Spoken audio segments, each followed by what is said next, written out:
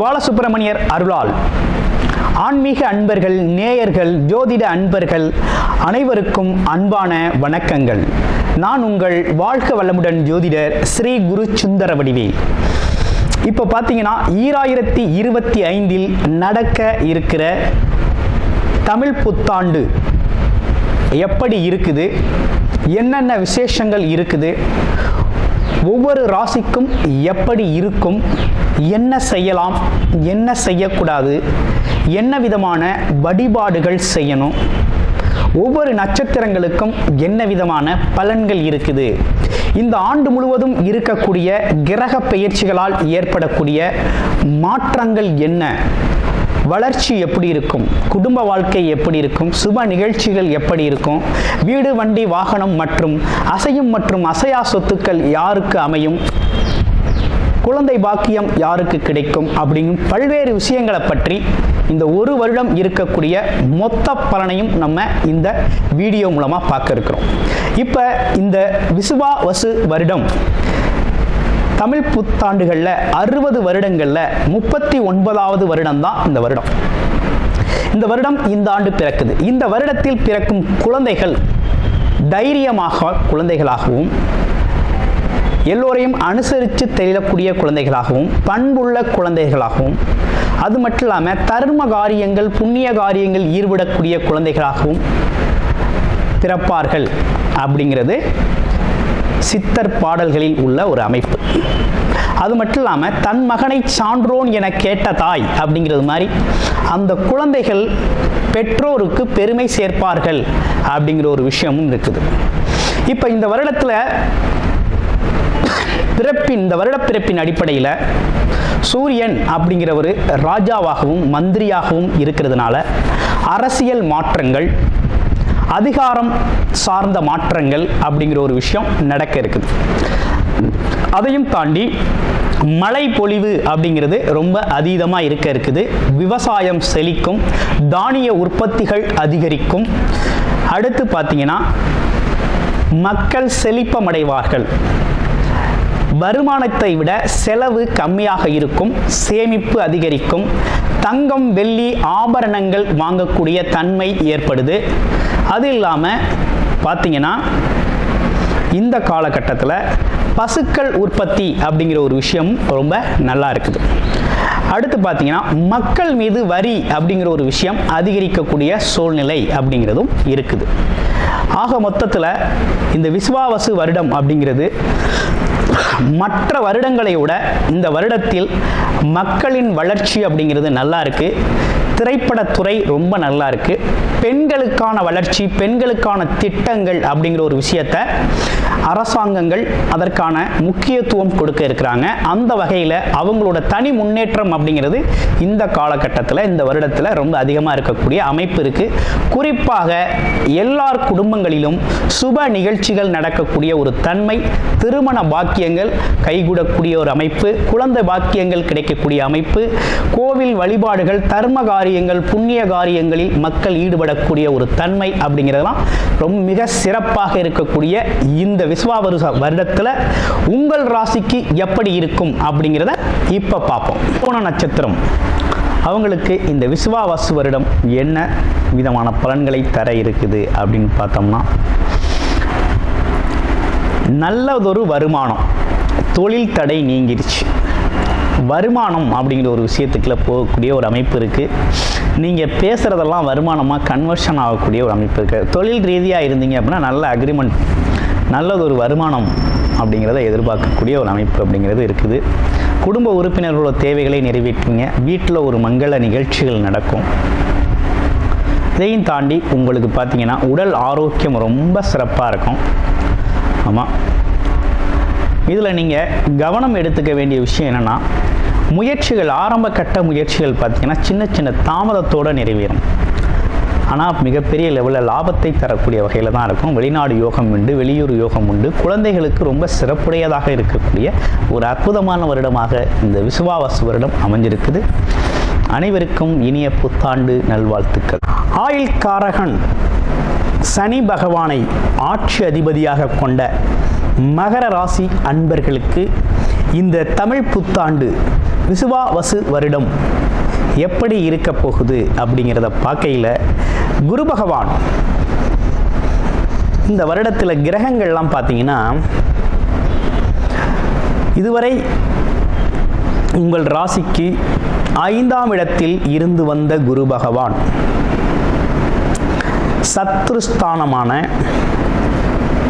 6ஆம் இடத்திற்கு பயிற்சி ஆகிறார் மே 14ஆம் தேதி. அடுத்து பார்த்தோம்னா மகர ராசியில் 3ஆம் இடம், மகர ராசியிலிருந்து 3ஆம் இடத்தில் இருக்கக்கூடிய ராகு, உங்களுடைய ராசியிலிருந்து 9ஆம் இடத்தில் இருக்கக்கூடிய கேது பார்த்தீங்கன்னா மார்ச் 18ஆம் தேதி பார்த்தோம்னா உங்களுடைய ராசிக்கு 2ஆம் இடத்தில் ராகுவும் 8ஆம் இடத்தில் கேதுவும் பெயர்ச்சி அடைகிறார்கள். அடுத்து சனி பகவான் உங்களுடைய ராசியிலிருந்து 3ஆம் இடத்திற்கு பெயர்ச்சி ஆகிறார். ஆயிட்டர்.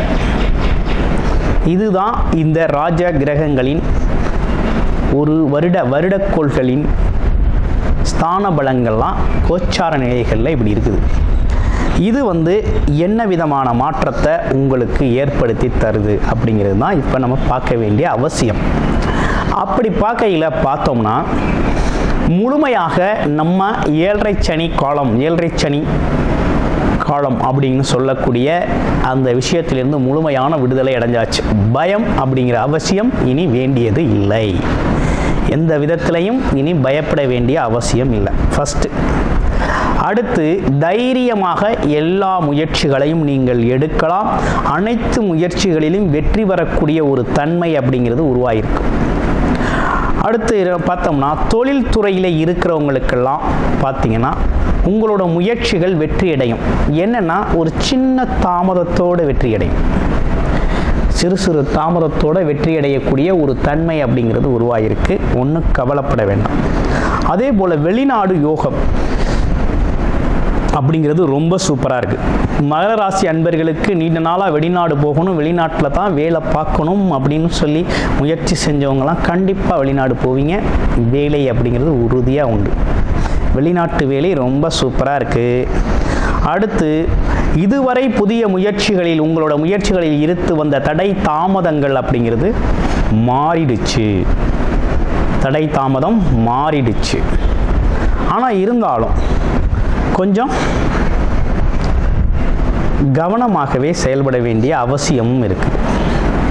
அதே போல் பல குடும்பங்களில் இருந்து வந்த பிரச்சனைகள், குடும்ப பிரச்சனைகள்லாம் ஒரு தீர்வுக்கு வந்துடுச்சு, சரியாயிடுச்சு அப்படிங்கிற ஒரு சூழ்நிலை அப்படிங்கிறது இந்த வருஷம் இருக்குது. ஏன்னா குருவோட பார்வை உங்களுடைய ராசிக்கு 2ஆம் இடத்துல பார்க்குறார். வருமானம் நல்லா வரும், ஒன்றும் பிரச்சனை இல்லை.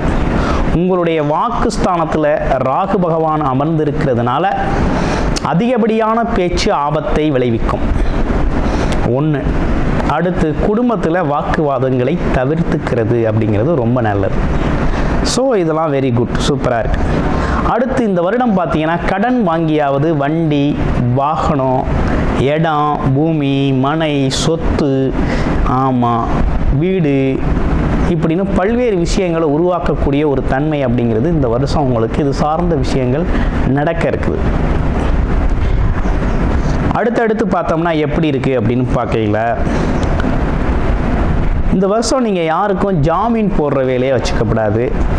அடுத்து கடன் கொடுக்கறது வாங்குறது அப்படிங்கிறதெல்லாம் கொஞ்சம் குறைச்சிக்கிட்டால் ரொம்ப நல்லாயிருக்கும் அப்படிங்கிற மாதிரி இருக்குது. இருந்தாலும் வயிறு சார்ந்த பிரச்சனைகளுக்கு கொஞ்சம் கூடுதல் கவனம் செலுத்தும். ஏன்னா குரு பகவான் 6ஆம் இடத்துல போய் அமர்ந்துட்டார். ருத்ரு ரோண சத்ருஸ்தானம் அப்படின்னு சொல்லக்கூடிய ஒரு இடம். அப்போ அங்கே போய் குரு பகவான் ஸ்தான பலம் பெறார். உங்கள் ராசிக்கு 12 கூடையவராக இருக்கிறார். அப்போ என்னன்னா கொஞ்சம் கவனம் தேவை. எதில்? வயிறு சார்ந்த விஷயத்தில். உடலுக்கு ஒத்து வராத உணவுகளை தவிர்க்கணும். உடம்பு மேலே ஒரு அக்கறை எடுத்துக்கணும் அப்படிங்கிற மாதிரி அமைப்பு இருக்குது. அப்புறம் வேறு என்ன சிறப்பு பலன்கள்லாம் இருக்குது அப்படின்னு பார்க்கையில், தந்தையோட உடல் ஆரோக்கியத்தில் கூடுதல் கவனம் தேவைப்படுது அப்படிங்கிற மாதிரி இருக்குது. அடுத்து இதே காலகட்டத்தில் உங்களுக்கு குருபலம் இல்லாவிட்டாலும் உங்களுக்கு பார்க்கக்கூடிய வரனுக்கு திருமணம் குருபலம் இருக்குது அப்படின்னா தாராளமாக திருமணம் அப்படிங்கிறத செய்யலாம். ஓகேங்களா, செய்யலாம், அதில் எந்த குறையும் இல்லை. அப்போ திருமண யோகங்கள், திருமண விஷயங்கள் நடக்கக்கூடிய ஒரு அமைப்பு அப்படிங்கிறதும் நல்லா இருக்குது. ஏன்னா குடும்பஸ்தானத்தை குரு பார்க்குறார். ஒரு குடும்பம் அமைகிறது அப்படிங்கிறது நல்லது அப்படிங்கிற மாதிரி இருக்குது. அப்போ இந்த காலகட்டத்தில் இப்படிப்பட்ட விஷயங்கள்லாம் நடக்க இருக்குது. ஆக மொத்தத்தில் ஓவராலாக அந்த வருஷம் எப்படி இருக்குது அப்படின்னு பார்த்தோம்னா, முயற்சிகளில் சிறு சிறு தாமதம் ஏற்படும். நீங்கள் இன்றைக்கி எதிர்பார்ப்பீங்க, நாளைக்கு கிடைக்கும். ஆனால் கண்டிப்பாக கிடைக்கும், வெற்றி உறுதி. அனைத்து முயற்சிகளிலும் வெற்றி பெறக்கூடிய ஒரு தன்மை அப்படிங்கிறது உருவாகிருக்கு. அடுத்து பேச்சில் கவனம் தேவை. தனம், வருமானம் நல்லா வரும். இருந்தாலும் பேசுகிறது கொஞ்சம் ஓவராக அதிகமாக பேசுகிறது அப்படிங்கிறத கொஞ்சம் குறைச்சிக்கும். குடும்ப உறுப்பினர்களில் வாக்குவாதம் இருக்கப்படாது வேண்டும். அதே போல் படிக்கிற குழந்தைகள் கொஞ்சம் அதீத முயற்சி எடுத்து தான் படிக்கணும். ஏன்னா அப்போ தான் ஜெயிக்கலாம், பெரிய லெவலில் ஒரு நல்ல மதிப்பெண் பெறக்கூடிய ஒரு தன்மை இருக்குது. அதனால் கண்டிப்பாக முயற்சி அப்படிங்கிறது அவசியம். அடுத்து வேற என்ன சிறப்புகள் குரு பார்வையால் இருக்குது அப்படின்னு பார்த்தோம்னா, குரு வெளிநாடு வெளியூர் யோகத்தை சிறப்பாக கொடுக்குறார். பயணங்கள் சார்ந்த விஷயங்கள் ரொம்ப நல்லா இருக்குது. தொழில் அமைப்புகளும் ரொம்ப நல்லா இருக்குது. அப்போ என்னன்னா, வேலை தொழில் சம்பந்தப்பட்டு உங்களுக்கு வருமானம் வரணும் அப்படிங்கிறது ரொம்ப நல்லா அற்புதமாக இருக்குது. அதே நேரத்தில் விரய செலவுகள் அப்படிங்கிறதும் வருது. அது எப்படின்னா, உடல் ஆரோக்கியம் சார்ந்த விஷயத்தில் கொஞ்சம் கவனம் எடுத்தீங்கன்னா விரய செலவுகளை தவிர்த்துக்கலாம் அப்படிங்கிற மாதிரி இருக்குது. இன்னொரு விஷயம், வண்டி வாகனங்கள் அப்படிங்கிற மாதிரி சுப விரய செலவுகளை நிறைய பண்ணிக்கலாம். வீட்டுக்கு தேவையான அடிப்படை பொருட்களை வாங்குறது அப்படிங்கிற விஷயத்தில் கூடுதல் கவனம் எடுத்துக்கலாம் அப்படிங்கிற மாதிரி இருக்குது. ஓகே, இது ஒரு பக்கம் இருக்கட்டும். இப்போ உங்களுக்கு என்ன விதமான பரிகாரம் நல்லா இருக்குது அப்படின்னு பார்க்கையில், நீங்கள் இந்த காலகட்டத்தில் உங்களுக்கு என்ன நடந்திருக்கு அப்படின்னா, சனி பகவானோட 7.5 சனி பாதிப்பு முழுமையாக விலகிடுச்சு.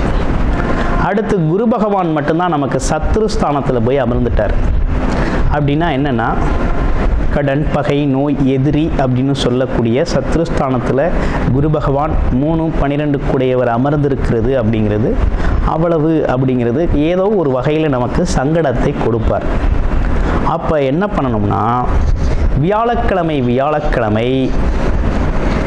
நெய் விளக்கேற்றி வழிபாடு செஞ்சுக்கிட்டு வந்தீங்க அப்படின்னா சகல பிரச்சனைகளுக்கும் தீர்வு கொடுப்பார், வழிகாட்டுவார், நல்வழி கொடுப்பார், நல்லது நடக்க வழிவகை செய்வார். ஓகேங்களா? இப்போ இந்த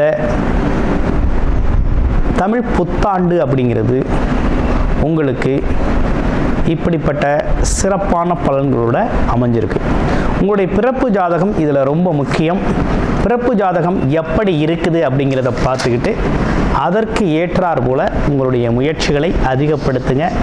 முயற்சி மிகப்பெரிய வெற்றியை உங்களுக்கு உருவாக்கி தரும்.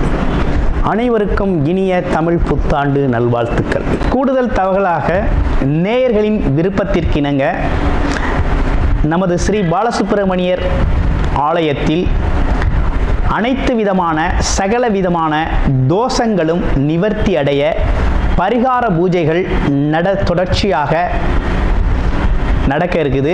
அது மட்டும் இல்லாமல் திருமண தடை, குழந்தையின்மை, தொழில் முன்னேற்றம், வேலை வாய்ப்பு கிடைத்தல், ராகுகேது தோஷங்கள் நிவர்த்தி அடைய, குலதெய்வ அருள் கிடைக்க, கடன் பிரச்சனை தீர, வாழ்வில் பணம், பொருள், செல்வாக்கு அதிகரிக்க, இப்படிப்பட்ட விஷயங்களுக்காக பல்வேறு விதமான சகல பிரச்சனைகளுக்கும் தீர்வு கிடைக்கும் வகையில் பரிகார பூஜைகள் நமது ஸ்ரீ பாலசுப்பிரமணியர் ஆலயத்தில் நேயர்களின் விருப்பத்தின் பேரில் தொடர்ச்சியாக நடக்கிறதுக்கு உங்களுக்கு விருப்பம் இருக்கும் பட்சத்தில் டிஸ்பிளேல தர நம்பருக்கு கால் பண்ணி உங்களுக்கான பரிகார பூஜைகளை ஸ்ரீ பாலசுப்பிரமணியர் ஆலயத்தில் செய்து கொள்ளலாம்.